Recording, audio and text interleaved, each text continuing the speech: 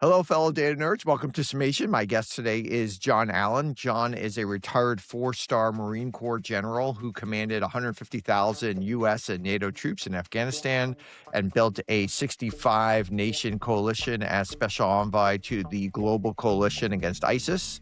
After retiring, he led Brookings Institution as its president. He co-invented the term Hyperwar, holds 5 AI patents, and co-authored Turning Point: The Policymaking in an Era of Artificial Intelligence.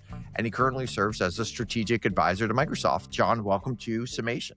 It is great to be with you, Auren. Now, we're taping this conversation literally in the middle as the U.S. is in this operation in Iran. By the time this conversation comes out in a few weeks, probably a lot has changed. But walk us through what somebody who wasn't in leadership in the military wouldn't appreciate about the operation thus far. Well, if I were someone who was watching this from the outside, I think my first question would be, why did we do this? And I would want to demand what the government's political objectives are with respect to this outcome. And we're not getting a clear explanation. We've already had 6 Americans killed in action. 6 Americans have been killed in action. Last week, they were riding home to their parents. They might have been a father playing with their child in the yard. They're dead now. Now, tell me why that happened.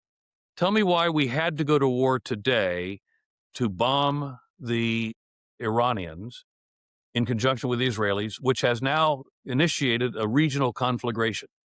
We have Americans by the hundreds, maybe the thousands, accumulating in very vulnerable areas around the region because we've now told Americans to leave the Middle East. Imagine that. We've told Americans to leave the Middle East. So if I'm a spectator to all of this, perhaps a member of your audience who is not steeped in this environment, I'd want to know what the political objectives were of the United States that sent us to war.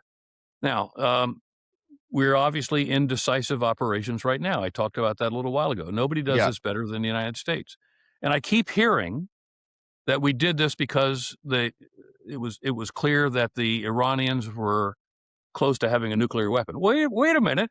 Last year, we said we obliterated their nuclear program. So, what happened in the meantime? Or that the Iranians were going to attack Americans across the region. Well, we've got pretty good force protection and the kinds of self-defense capabilities that have kept us at peace and generally provided good security for our troops. So why did we do this? And I'm not sure I know why we did this, but I'm watching these decisive operations going, and we're expending a lot of ordnance. We're dropping a lot of ordnance, and we're expending a lot of interceptor ordnance to try to defend our allies. Our allies actually are doing pretty well themselves, and I say allies in the context of our partners in the Middle East. Many years ago, when I was the deputy commander of Central Command, one of our objectives was to create a region-wide network of command and control and equipping our partners in the region with the kinds of interceptors necessary to defend themselves. And I think they're doing pretty well at this point. What's changed since the time I was working this, which is a few years ago, is the emergence of hundreds and hundreds of drones in the hands, maybe thousands of drones in the hands of the Iranians, and they're sending them all across the region. And in the absence of a clear capacity to counter drone warfare, we end up having to use highly sophisticated, very expensive interceptors to bring these down, or we put fighters in the air, F-35s, F-16s in the air, to hunt down these air-breathing, slow-moving drones to shoot them down. So again, tell me why we did this. Tell me what our objectives are. Is it regime change? Well, you're not going to get regime change from the Iranians. You're going to kill a lot of people at the top, but the rot of that organization goes deep, deep, deep into the society. So what's going to happen is the most likely scenario is it's still run by some sort of IRGC. No system, question. Right? Yeah, it might look a little different, or it might have a different name, or something like that. But sure, that's if you had the poly market on it, would probably be that's the most likely scenario a year from now, or something, right? Publicly, we're taking great pleasure in expressing the fact that we killed all the people that might have taken over. Now that to me is sort of horrific. That kind of thinking and that kind of a public statement. But the bottom line is many of the folks who would have conceivably gravitated to the top are not available now. So they're going to have to find, if they decide to remain a theocracy, and I'm not so sure that that's necessarily the right outcome here, or the outcome that we're going to see, then they've got to ultimately go through the process of Do you think they choosing the were latest even leader. a theocracy, or was it was a really an IRGC run thing with like a quote unquote like a theocracy wrapper on it or Well, something in the past? Yeah. you call it a Yeah. Cadillac or a Volkswagen, whatever it is. Yeah. It was Yeah. a theocracy that floated on the top of the IRGC, and the IRGC floated on the top of the Basij. We didn't eliminate any of those. Yeah. There's the potential that there will be an element of the Ayatollahs that will still be put in charge. Certainly, the IRGC is dug into that society in ways we'll never eliminate with 2,000-pound bombs, and that's going to gravitate to the top, and it's going to maintain control of that society. And not only will it be making decisions about how long they're going to, if you will, explode this conflict out across the region, they're going to be extraordinarily repressive of the Iranian people. We've already killed 1,000 Iranian people. We theoretically, again, when you hear the rhetoric in Washington, we want the Iranian people to rise up and take control of the Iranian government. Our GC isn't going to permit that to happen. And if we kill enough Iranians by dropping bombs on the wrong targets, the girls' school in Tehran, if we continue to do that, we'll alienate the Iranian people who have never really been alienated from the American people. But if this continues, there's just no telling where this is going to go. But if the IRGC will remain in control, they'll tolerate the reemergence of some form of a theocracy, and they're going to either decide to continue to strike the region, or maybe hold off so they can withhold some of the resources for later operations. But they're going to be enormously repressive of the Iranian people. They just killed 30,000 Iranian people that went into the streets to demonstrate against the oppressiveness of the theocracy and the IRGC. Do you think they won't do that again to maintain control? So, I don't know where we're going. If your listeners of this important podcast are watching and listening, they need to ask the question: what is our government's objectives? And we're putting Americans in harm's way. We're putting our allies in harm's way. What are our objectives? Tell me what we hope to accomplish coming out of this war. In some ways, like, we could ask that about every operation we've Of gone to in the course, past, and seems like we don't have answers for any of them. Like, probably the only one that had, like, maybe the clearest objectives was, like, Gulf War I or something, but since then, it's like, I don't know that we have anyone that had any clear objectives. It's very it's a and of course, once we create a military, the objectives change or they morph or they multiply or something, right? It is a very once you start fighting, it seems like these things have a life of their own. they can. And you can have what they call mission creep. And this is why when I took command in Afghanistan, within a couple of hours, I convened all my generals to begin a campaign review. We had political objectives when we went to war in Afghanistan. I wanted to make sure that the operations that I led in that country still were either relevant to those political objectives, or what did I need to change ultimately to be relevant to these objectives going forward, which was the transition of the war, which was a very different place than Petraeus had been and McChrystal had been and McKernan had been before me. I was transitioning the war ultimately to something where the Afghans would be in the lead. And so we had to decide whether the campaign was still relevant to our initial objectives, and it was changing. We're now okay. We've got this. Well, obviously we have ongoing operation right now in Iran.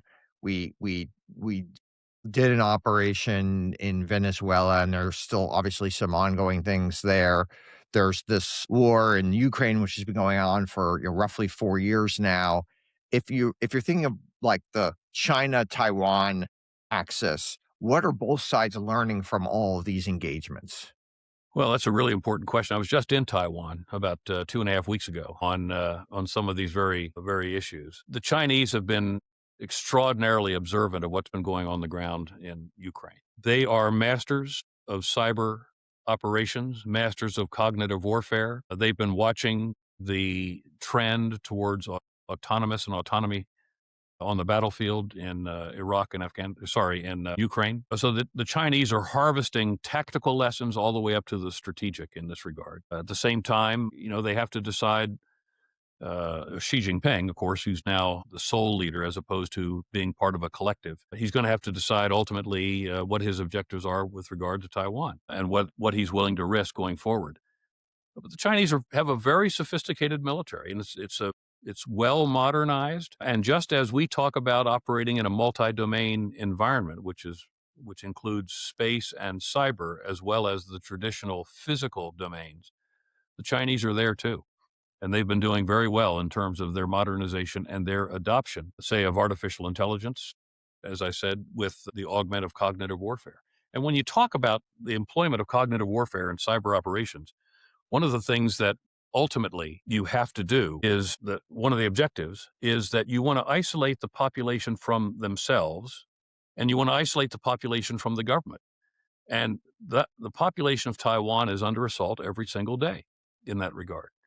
So that for us now, as the Chinese wage cyber conflict against us, against Europe, against Taiwan, how do we help them to preserve their cyber integrity? And how do we help the society ultimately to resist the kind of cognitive warfare assaults that the Chinese are launching against them?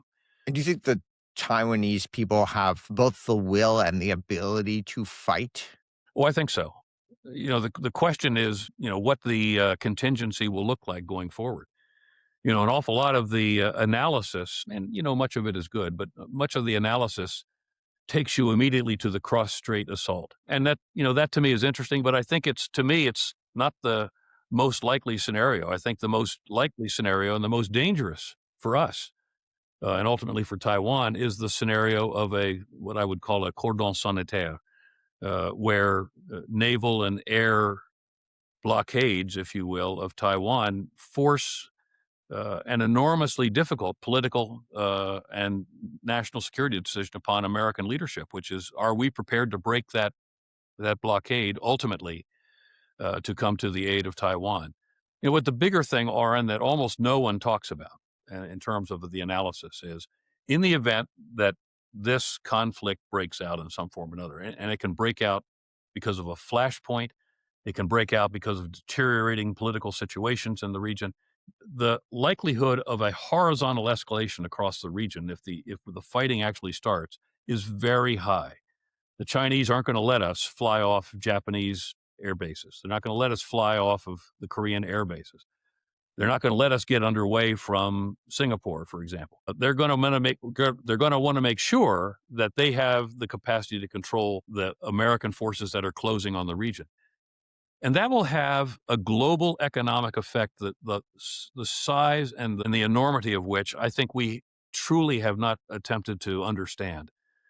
And the effect on China's economy, the effect on our economy, the effect on the global economy of a war between the United States and China is something that we should be spending a lot of time thinking about, because that, to me, is almost one of the most important deterrent effects that we should be attempting to push in these conversations.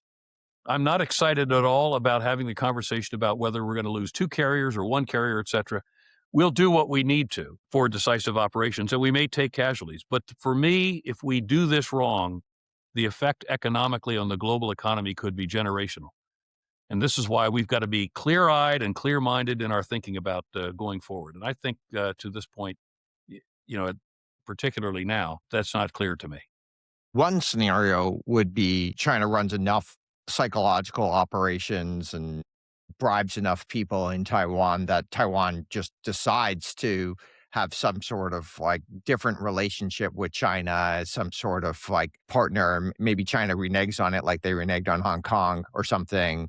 And China essentially takes it over without any shots fired. Like where do you put that scenario? I don't see that happening. I just don't see it happening. The Chinese have been very clear that if Taiwan declares independence, and this would be the casus belli for them, if Taiwan declares independence, then all bets are off, and China will take steps as is necessary to unify the island with the But you don't think like China could somehow convince the Taiwanese leadership, or if there's a new election in Taiwan, to essentially become a part of China? Maybe not exactly, in the full part of China, but kind of like an old school Hong Kong, and then like slowly kind of infiltrate and take it over. I don't know that that's not impossible. There's 2 principal parties in Taiwan called the KMT, the Kuomintang, or the Blue Party. And that's the party for, in many respects, unification with China. And Yep. they're in active conversations with China Right. on. I mean, they could win the next election, and it's not They uncrazy could. that they would. They Yep. could. And then there's the PPP, which is the Green Party. It's not an independence party, but it is a party oriented on Taiwan's democracy. And if a declaration of independence ever is enunciated, it'll come from that party. But the party is very clear with the members of the party and very clear with the United States that it never intends to do that, which makes it easy for the United States ultimately to support. So if there is no declaration of independence and there is a conversation that is held periodically across the strait with China, it is in China's interests over the long term. And China has a history of great strategic patience on many things, as you would know. It's in their interest to let this play out because of the enormity of the value of Taiwan's economy and ultimately how that economy can assist China's economy in a non-conflict environment. The logic of leaving that be and let it evolve over time to a position where both Taiwan and China come to an accommodation. There's a great logic to that. Short of that logic, forcing something that requires that the United States respond in some military manner, I just think that that's not in the cards for now. And one thing to remember, virtually the entire Chinese military is a one-child military. And if you take the bet that you want to take on the United States over Taiwan or take on Taiwan itself, which has significant military capabilities, and you're ready to pay the price of having tens of thousands of Chinese casualties or maybe deaths amongst a one-child military, the effect on the Chinese society, I think, will be difficult to overstate. And Xi Jinping, his number one goal is for the Communist Party to remain in control of China. And I'm not so sure if you watched how COVID went and the lockdown of the cities and the rebellion in the cities against that eventually, and how quickly the Communist Party flipped on the lockdown of those cities, I'm not so sure that we wouldn't see some real problems at a societal level if an expedition across the strait failed. It would have to be an overwhelming success for the casualties that China would ultimately sustain for this thing to not potentially destabilize the control of the Communist Party. So, we're looking for stability here. There's a lot of prosperity that can accrue. When we think about the instability that can occur through the economic disruption of a war, as well as the casualties and the deaths and the destruction of infrastructure, what happens if TSMC is taken out tomorrow? What happens if ballistic missiles take out TSMC to the global economy and to the forward movement of technology? So these are things we have to think about as we consider whether some kind of a conflict in Southeast or East Asia is inevitable. I don't think it is inevitable. I think that there is the potential that we'll come to a point in our history in the future where we're going to be able to see some kind of an accommodation going forward. I think the most likely scenario is an accommodation where essentially Taiwan becomes part of China. I mean, it's not a combination that many people in the world, including many people in the US, probably most people in the US would like, and where it becomes a peaceful, almost decision where it's a KMT decision, so where they can take it over without shots fired. I don't think the Chinese don't have a history yet of lots of, as you mentioned, lots of people dying when their military is fighting. A lot of it is fighting with fists on the border with India or something like that. And I think once they don't yet have that ability to probably take all those blows, but they're very, very smart psychologically, and they could take over this country without the shots fired. That's where I think it goes. Well, and I don't know how we prevent that. Like, if we our want to prevent policy it, is a obviously. one child. Our policy is a one China policy. We have acknowledged that Taiwan exists within a one China policy. And we've also said our policy is very clear that we do not support Taiwan independence, which is very clear. We don't say we oppose it. We say we don't support Taiwan independence, but we do say in the next sentence, which almost never gets quoted, that we will oppose any unilateral attempt by force to change the status quo in the strait. So for now, we're prepared to wait and see. Yeah. And if Taiwan finds its way into some kind of a conversation about a long-term geopolitical relationship with China, and it doesn't require a military intervention by the United States or doesn't generate a military intervention by the Chinese, we're prepared to wait and see. And I think that's the place that we should be. You published this book, Turning Point, in 2020. What has changed since then? We started to write it in 2017, late 2017, early 2018. And there was actually so little information about artificial intelligence, which is what we were beginning to write this book about, and the whole policy obligation that you had. It took a while to put it together. And what has changed, I think, the most profound change is we thought that AI was going to be an enabler in many respects, kind of a back end of people's functions. Darrell West was my co-author. We never had a sense of the explosion of AI usage across civil society. And I think the other thing that we had hoped that this book would try to stimulate was the alignment between the formulation of regulatory policy for safety purposes, security purposes, and artificial intelligence going forward.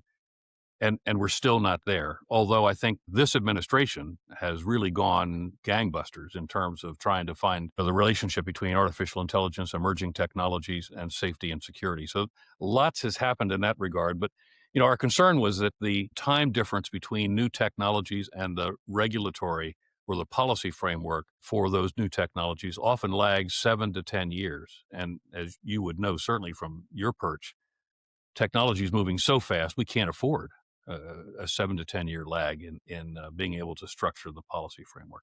So those really were the two things. We thought we'd change that, not changed. Now, you kind of commented this term hyperwar, which is kind of war at machine speed, where humans can't often even be in the loop because things are moving so fast. Where are we at on that continuum?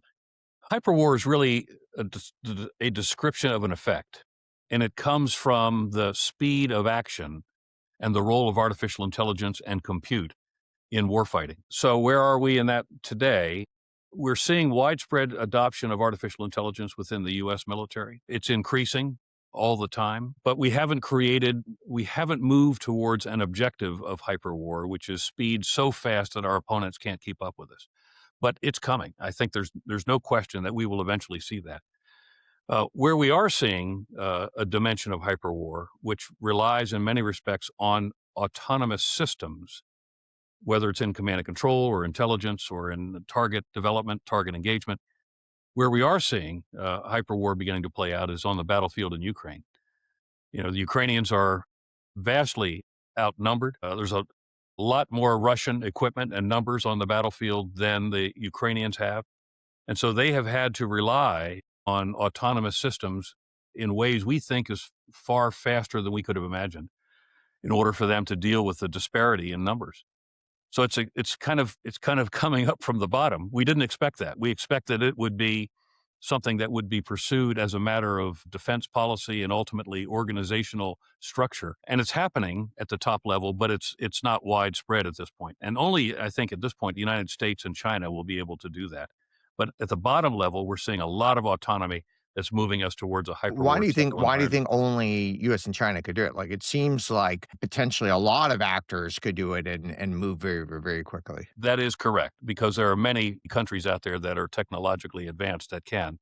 They're just beginning the process of doing it. The Germans, the French, the British, in the NATO context, probably farthest along. There are others that are following. In East Asia. If you think about, like, the whole idea of, like, the John Boyd OODA loop, right, is you wanna Right. get inside someone else's loop. That's right. So they have to react, and every time they start something, they're starting something based on, like, something you've already finished, and so they never get out of that loop. They're reacting to me, always reacting and always Right, they're getting always slower. reacting to me. So you can imagine, like, even a very, very small entity, like a terrorist organization, is like, like, they're forcing us to react, and they're inside our loop, right? Does it have to be like the US is the one that's in control, or are we gonna get affected by this in a bad way? Well, we're going to see it.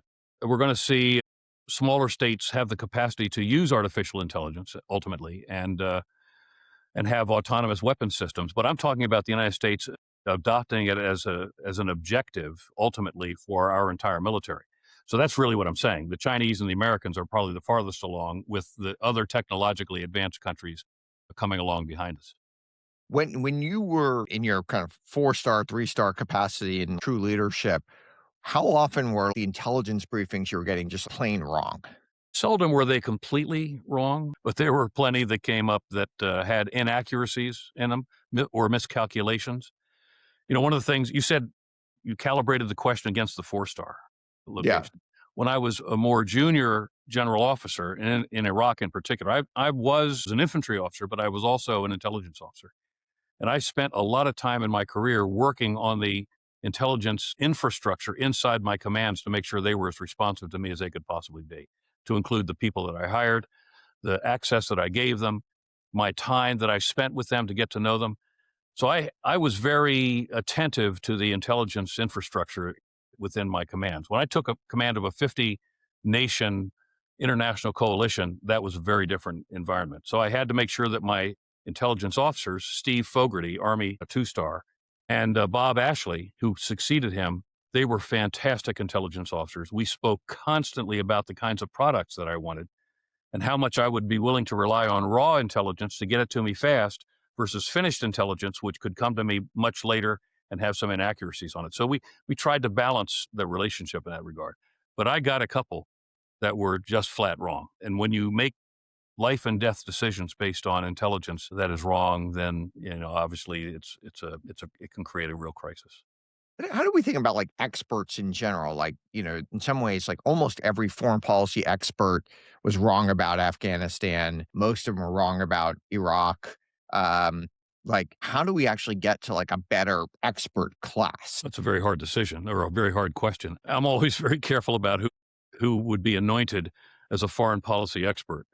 For me, lots of on the ground experience, cultural intelligence. Those are the kinds of people I want to listen to. People who really know. Why? It seemed like almost all the people who had the most cultural experience about the Middle East were wrong I'm not about sure almost everything, right? Or no? I'm not sure You don't that agree? that's right. Okay. I had a lot of people that worked for me who had a lot of cultural experience. And when I listened to them closely, it was very helpful to me. Now, I didn't let them make my decisions for me. I Yep. made my own decisions. But I'll tell you one thing, Auren, the biggest failure in Afghanistan was that we didn't treat the threat that came out of Pakistan, and we never held Pakistan accountable for that. And that made it very difficult for us to conduct comprehensive long-term operations out of Afghanistan, with Pakistan a safe haven, a logistics center, a movement opportunity for the enemy. The enemy could get around our strengths and our weaknesses by coming at us from out of Pakistan in various locations. And that, I And we think, didn't do that because, like, we didn't have the political will to do it, yes, or we didn't have the okay. political will to do it. And that was a problem. When I got to Afghanistan, immediately after I took command, I did a campaign review, which is what you should do. I was there at the 10-year point. My mission from President Obama was to transition to war, put the Afghans in the lead, continue to fight, reorganize the organization that I led into an advisory organization, shut down hundreds of bases. But to do that, I had to do a campaign analysis. And as we did the campaign analysis, you always start with the political objectives. Are they still operational? Are they still relevant? And the answer was yes. But then you go to the assumptions for the campaign. And one of the principal assumptions of the campaign was that by the 10-year point, Pakistan would have become an ally for us and would have denied safe haven to the Taliban. And that assumption was flat wrong. And it really was a major inhibitor for us to be able to accomplish the objectives that we needed to have. What was the objective like at that point? Like, Well, the and objectives were anymore, like, twofold. One was to prevent Afghanistan. These are political objectives. One was to yeah. prevent Afghanistan from becoming a platform for continued terrorist attacks against the United States. And eventually, Afghanistan could have become a platform for terrorist attacks in all directions, not just against the United States and our allies. And the other was, in order to sustain that platform as in the context of preventing it becoming a basis for terrorist attacks, was to build the capacity of the Afghan government over time to, in fact, prevent that from occurring and to become a stable platform ultimately for relations with the West. And that required an awful lot of work beyond just simply counterterrorism. This became a counterinsurgency under operation. I've never been to Afghanistan, but from my reading, it seems like a lot of what we're doing on the bidding of like one Afghani tribe or one Afghani group against another Afghani group, and they were kind of playing us off them. We were going after people that are quote unquote bad people, but they're not the terrorists because one guy convinced us. We were almost pawns in a way rather than the other way around. Or would you disagree with that assessment? To some extent, you're exactly correct. And it happened both in Iraq and Afghanistan. But we didn't, in many respects, many of the people that were leading our forces or formulating our policy really didn't know a thing about Iraq or didn't Yeah. really know a thing about Afghanistan. And they were willing to have, and you pointed to them a few minutes ago, foreign policy experts or indigenous experts who saw this was an opportunity ultimately to further their personal or their organizational objectives. And we listened to the wrong people pretty frequently. By the time I got there, which was just a couple days from the 10th anniversary of 9/11, we had a pretty good sight picture on a lot of the actors in the country. The former warlords had largely been marginalized by then, and those were the ones that we put a lot of faith in going into the campaign or going into the war, who ultimately had, in terms of helping us, their own personal objectives. And consequently, we were helping them to accomplish their own objectives, which in the end for us didn't further our campaign or didn't further our war aims. When we go back to, like, the experts, like, if you think of the Middle East, it seems like most of the experts have been mostly wrong. The people who actually have got a lot of stuff done are people who didn't really know anything about the Middle East at all. Maybe they didn't even know anything about foreign policy at all. They literally came to it with a completely fresh perspective, and they seem to have gotten, like, way more accomplished than the people who were on the ground who studied there or who knew Arabic or who, who had close relationships. Why is that? If you would have asked me 20 years ago, someone who had studied there, someone who knows the culture, they would have been better off. The Lawrence of Arabia would be better than the neophyte.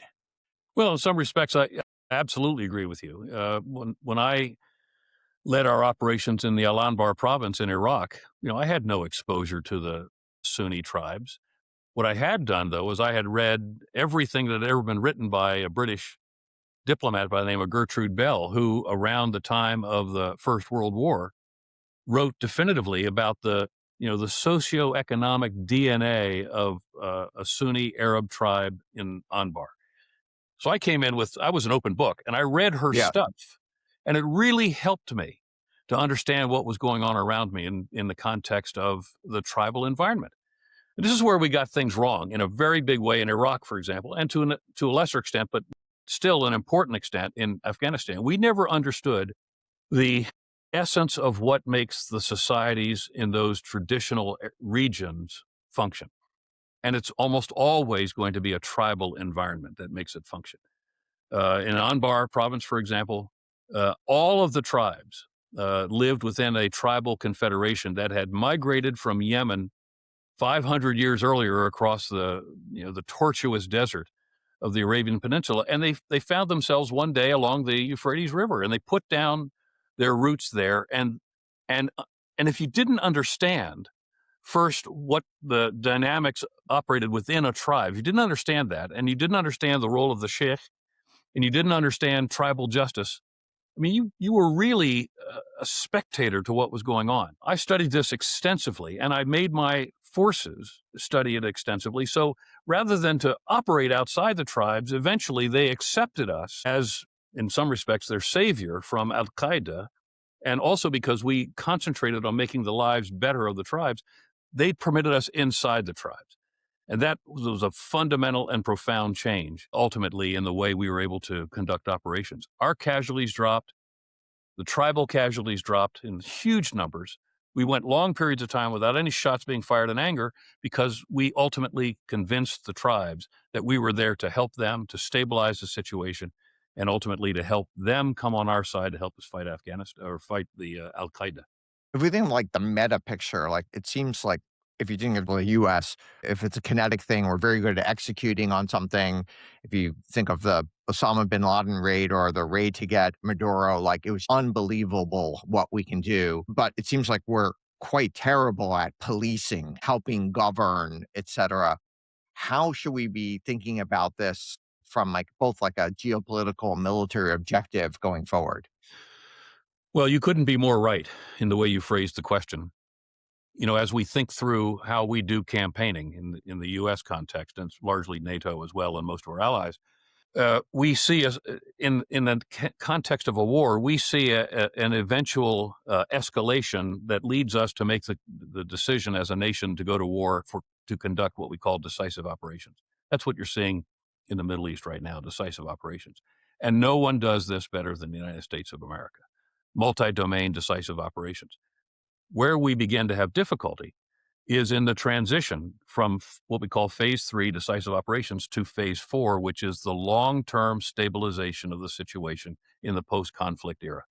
We do not do that very well. As Steve Hadley once said, and I've got enormous respect for him, if we did this right, we would think about what we want phase 4 to look like, the long-term stabilization of the society, and then reverse engineer the way we conduct our decisive operations so that the one flows more naturally into the other. But the other thing, Auren, that is absolutely necessary is that Our governments have got to have the patience necessary for us ultimately to transition from large-scale decisive operations to longer-term stability operations as we go forward. If you just conduct the decisive operations and you pull out, you leave the environment in which you've just been fighting traumatized, infrastructure's been destroyed, much of the fabric of society has been torn asunder. You just leave a mess. And this is why we've seen in places like Iraq and Afghanistan, we've seen it in other places, when you tamper with the governance structure in these countries, and many of them are quite fragile and they don't have resilience in their institutions of government, you don't see regime change, you see just flat regime collapse. And we've had to deal with that a couple of times. And the regime collapse could have been prevented if we had thought through how we intended for the phase 4 or the stabilization phase to go before we started to conduct the decisive operation. Do you think there's anything we could have done differently where Afghanistan would not have failed eventually? It seems to me in almost every scenario we look out, there was a 70-80% probability that Afghanistan would still be, run by, in someone in a tribal way. It doesn't seem like it would be like a real state in any scenario. From my perspective, it doesn't seem like we could have done it. Even if we had all the things and all the experts and all the wills. I mean, we were there for like 20 years. Yeah, 20 years. That's right. I always got the question, what does winning look like in Afghanistan? And I said, I'm not going to use that word. It's a binary term, winning or losing. It's a term that applies to other wars and other conflicts. I said, what I hope is that if we stay there long enough, we will prevail in the end to accomplish the objectives of a stable country that ultimately denies terrorists a platform that can become a functioning member of the community of nations. And, in the back of my mind, the entire time I was there as a commander, my father fought in Korea. I served in Korea. And I thought Korea was a really interesting way to look at Afghanistan and why our long-term presence in Afghanistan would have created ultimately the catalytic effect for success. Now, in 1953, Korea was flat on its back. Its military had been decimated. Its society had been decimated. There was no economy to speak of and no real governance. We've been there 73 years with tens of thousands of American troops and a diplomatic presence and an American interest. After that period of time, well into the 70s, Korea wasn't even a recognizable democracy. It was still a very corrupt regime. Today, that democracy is pretty solid. I mean, they're putting their presidents in prison for violating the tenets of their constitution and their democracy. And they have one of the largest economies on the planet and a true democracy. It didn't happen because we pulled out 18 months after the end of the Korean War. Imagine what that would have looked like. So from my perspective, it's less about the binary effect of winning or losing than it is about prevailing over time because you have clear objectives and you're willing ultimately to dedicate the troops necessary to do that. 2,500 troops on the ground in Afghanistan could have. Vietnam today is a good, decent country. Maybe not as good as Korea, but it's a decent country. We pulled out and they kind of worked through it on their own and they kind of got there and, over 50 years later, we don't have troops being shot at. And That's right. it's somehow, so it can work even if we're not there too. You don't always have to be there with that kind of sizable kind of threat. And, Korea is a little different where they have like a nuclear country right on its north with a kind of maniacal leader who might actually invade, who might do these other things. All these people might die. It's a different situation than like Afghanistan. Like no one's going to just like random country is going to go invade Afghanistan and kill all those people, etc. Well, the Soviets did. That's true. I think, look, That's true. no Yeah. historic Yeah. analogy, no historic analogy is perfect. But the issue for me wasn't whether you want to try to be able to point to a win versus a loss. From my perspective, this was going to require a long engagement in order to create the stability that we wanted to see come out. And 18 to 25 months, 24 months was the engagement that we ultimately were willing to invest after fighting there for 20 years. That's crazy. That's not how this is going to happen. 2,500 troops could have continued to professionalize the Afghan military to provide the security platform ultimately to bring an economy out of the distortion of a wartime economy after 20 years and create the opportunity for Afghanistan to plug in ultimately to the West. It's not going to be perfect and it's going to take a long time to do. But when we abandon that country and we basically turned it back over to the Taliban, no outcome there is acceptable. And of course, as I said, Pakistan was a real problem for us, and we never solved that problem the entire time I was the commander, nor any time that following my command. And Going back to the experts, like you led like one of the most profound expert institutions, the Brookings, right there. Very well known as kind of an establishment, let's say, quote unquote, center left establishment place. What are the future of these types of institutions? We say Brookings, Council for Relations, these kind of like uh, organizations that we've been relying on for the last 100 years in our country. I think it's a really important question. For many, many years, these institutions created the basis for some pretty powerful policy decisions. The Marshall Plan, for example, got its first serious fielding from a memo that was written at Brookings. NASA came from a memo written at Brookings. I'm not saying that the omnipotence of these organizations is unchallenged and is indefinite. The reality was that much of the work that occurred in these kinds of so-called think tanks occurred because they could operate in a bipartisan way or a nonpartisan way. But the politics of this country have changed so dramatically in the last several years. First of all, many of these think tanks considered that they were successful by the numbers of books that they published or long form essays they were able to post. The consequent engagement that was necessary to try to influence policymakers, either to create policy or to modify policy or to end defective policy, that was possible when we had spirits of bipartisanship in the federal government. But now the polarization of our democracy has become so dramatic that it's difficult for institutions like this to function, to get the A attention lot of of the these government. things are not necessarily partisan. For a lot of these foreign policy things, I don't know that R's or D's have any strong opinions about what we do uh, in Korea, for instance. They're not necessarily partisan potential things. Like, don't you think like good ideas will surface and good ideas will influence? The- yes, they should, and that should be the purpose of a think tank. When I was the president of Brookings, my comment to them was, I don't want you to worry about the politics. I want you to worry about the policies and try to help policy makers understand how they can do a better job in policy formulation. So yes, I think there's a role for these. The question isn't necessarily whether there's a role or not. The question is who's going to listen to them. And part of who's going to listen to them is how they deploy their products, how they attempt to create, and this is the key word, how they attempt to create impact. And my own experience is the very best impact comes from person to person Yeah, definitely. relationships.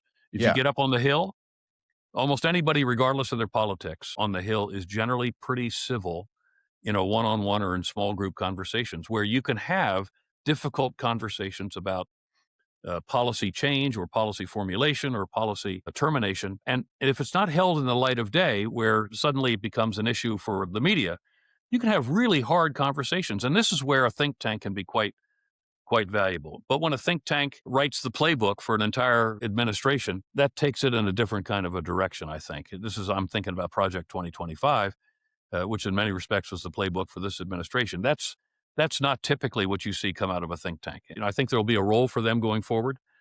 There are smaller think tanks in the world today that have niche capacity to be very influential and very helpful to our societies and very helpful to the administration in terms of governing. And I think those have probably found their way into greater prominence over the last couple of administrations than the big mega think tanks like Yeah, it Brookings seems or like the Council on Foreign startup Relations. think tanks are Yeah, have good, but when they have like interesting ideas, whenever I go to like these mega think tank and or read or their website, honestly, it seems like their ideas are not that different than if I could have read their website 20 years ago. It doesn't seem like the ideas have really changed. They're kind of boring. You don't even learn something from going there. the challenge for think tanks today is moving fast enough so that their products are relevant. And that is something the big think tanks have traditionally just moved too slowly. And I think what you're seeing, and I won't comment on Brookings, but what I see in terms of Council on Foreign Relations, for example, I'm on all their mailing lists. There is something coming out every single day, and it's short form, it's highly impactful, it's well written, and it's helpful for a policymaker. I'm a member of Council for Relations as well, and have been for a long time. But honestly, I haven't seen anything in the last 10 years that was like interesting that they came out with. Like it's like it is kind of the same old stuff. They haven't been innovating. I don't feel like people are listening to them because it's the same old thing. It's the same people even, and these are smart, well-meaning people. Many of my friends are great people, but they're not pushing new ideas. Don't disagree with you Yeah. entirely. What I'm saying is a think tank is going to die if it doesn't do what you just said.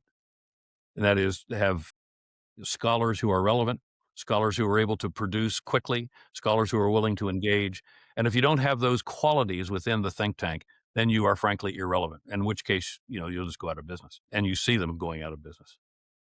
And you mentioned the word scholar. Maybe I have my own biases here, but it does seem like the having a PhD to having a really innovative idea ratio is a very low ratio.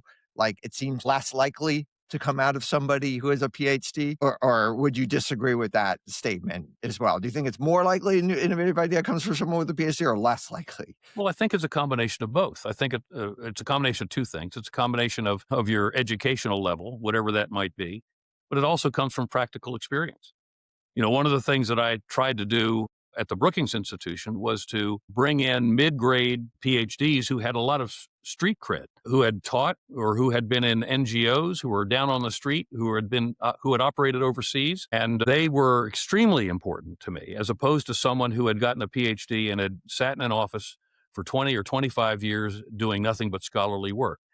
I'm interested in practical experience tempering an educational background, and I think those are the kinds of people you want writing your policy directives or policy formulations or policy proposals. And those are the kinds of people that I wanted. And I wanted young men and women who had gotten PhDs but had come from areas of study, of practical experience that were really able to help policymakers understand how to apply the work And you that don't they think were doing. just having a PhD is anti-correlated to having good No, I don't. ideas? I don't think Okay. so. But having a PhD My is bias would be it would be, but I don't know, like, I don't yeah, it's like someone who's spent all that right. time I look studying for the would be right like a person. low-risk person, essentially. No, I don't agree with that. I think that Okay. having a PhD is a very important quality, but it's not the essential quality. It's not the only quality.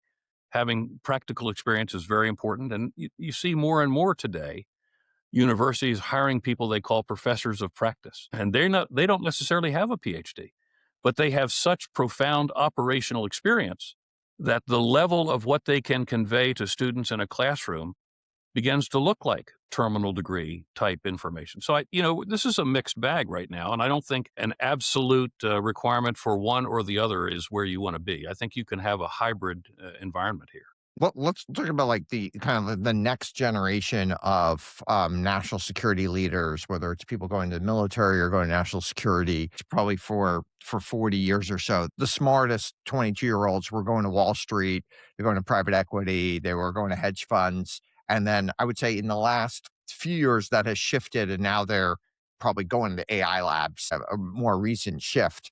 Whereas maybe in the 60s and stuff, they were like studying physics and inventing interesting types of things.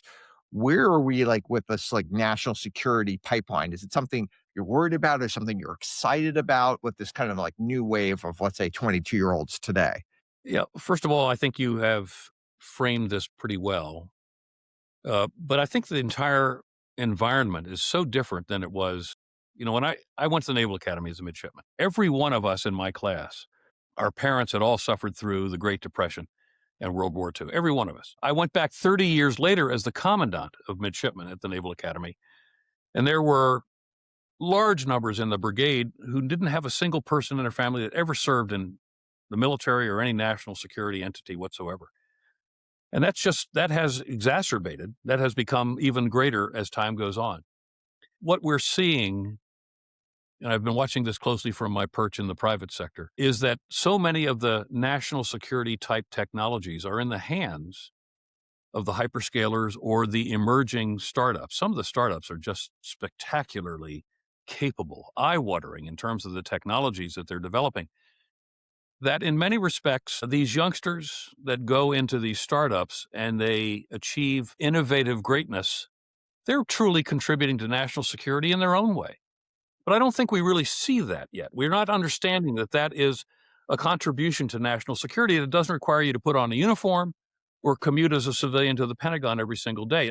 And I think the obligation is that the private sector and the public sector have these conversations more and more about these very, very important national security relationships. Almost every technology that our military has comes out of the private sector. And more, as I sort of work my way across one startup after another startup, or it's, some of the mid-size companies or my relationship with a hyperscaler, a lot of these folks in the private sector feel a great responsibility to the security of the United States.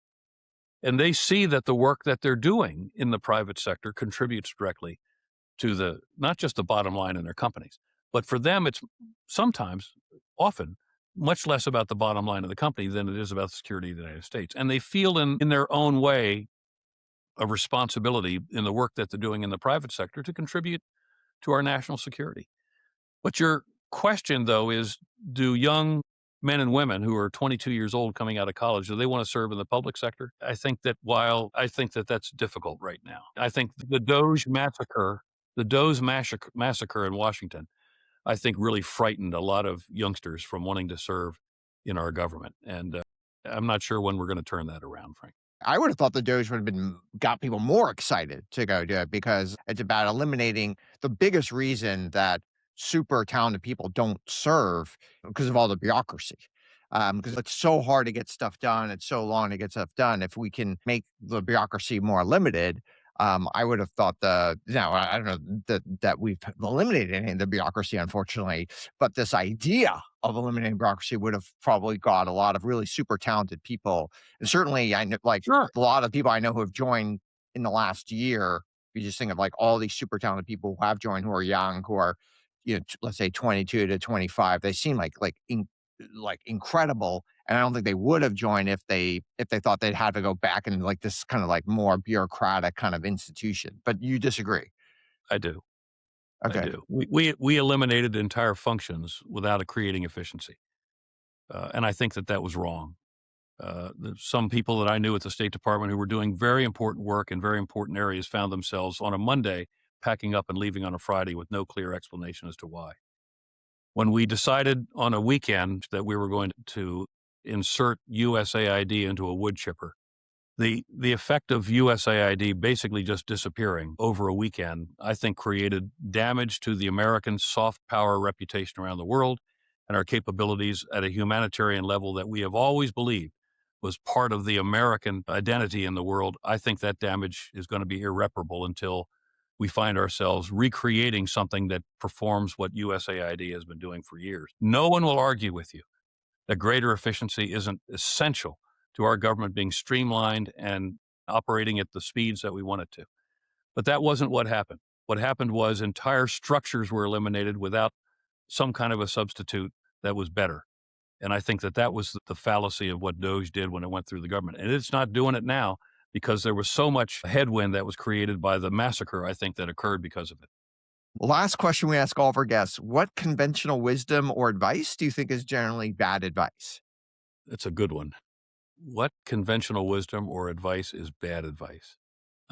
I'm not sure if I've ever been asked that question before. The conventional wisdom, I think that past is prologue. An awful lot of people will tell me that we've been here before in our history. And I'm not talking about today, this conversation you and I are having. But I think everyone has an obligation to understand the environment around them. And that comes from study and understanding that you're not living in the moment. You're living in a timeline. And if you truly understand that timeline, then you've got context within which then those things that are occurring around you have context and you have perspective on it. I think it's like a Shakespearean Yeah, quote. that's Like, right. what are you saying that is good advice, or you think that's bad advice or something? That advice alone, without having historical context, isn't all that you need. I think you Yeah. need to Okay. have historical context to understand that while there are analogies that can occur, and I said this earlier when we were talking about, I think, Afghanistan or Iraq, uh, you can have, people can point to history, but there are no perfect analogies. And Yeah. understanding history can give you a context and a perspective that puts the current time into context that you need to have. This has been really great. I love the spirited discussion that we had. This was amazing. Thank you, John Allen, for joining us on Summation. I think our audience is going to love this. This has been super, super duper fun. Auren, it's been great to see you. It always is, but today in particular, it was a lot of fun. One more thing before we go. I read a blog called Summation. It's the same as this podcast. The blog is about non-obvious idea sharing on business, talent, data, longevity, and random contrarian takes. If you like the conversations on this show, you'll probably like the blog. It's free. New content comes out twice a month. You could subscribe at auren.substack.com. That's auren.substack.com.